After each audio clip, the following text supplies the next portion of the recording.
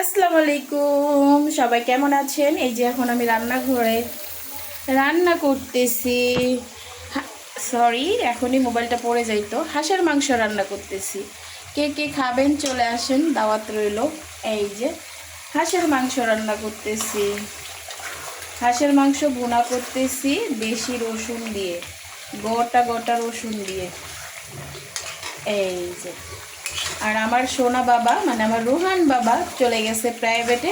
সে এসে দুপুরে খাওয়া দাওয়া করবে, এর জন্য রোহানের জন্য লেগ পিস। কই লেগ পিস? এই যে ব্যাক ক্যামেরায় আসি। এই যে আমার আব্বুর জন্য না, আমিও গরম গরম ভাতের সাথে হাঁসের মাংস, সাথে রসুন, আর এই যে এখানে ডিম আর আলু সেদ্ধ করতেছি।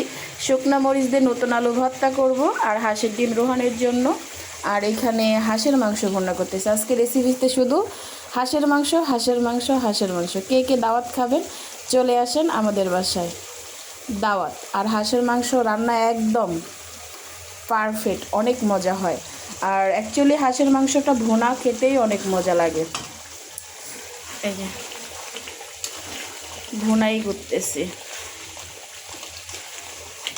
আর এই যে আপনাদের সালমা আপু ভালো আছে, আলহামদুলিল্লাহ ভালো আছে। সবাই দোয়া করবেন, আল্লাহ যেন সবসময় ভালো রাখে, সুস্থ রাখে। আল্লাহ হাফেজ।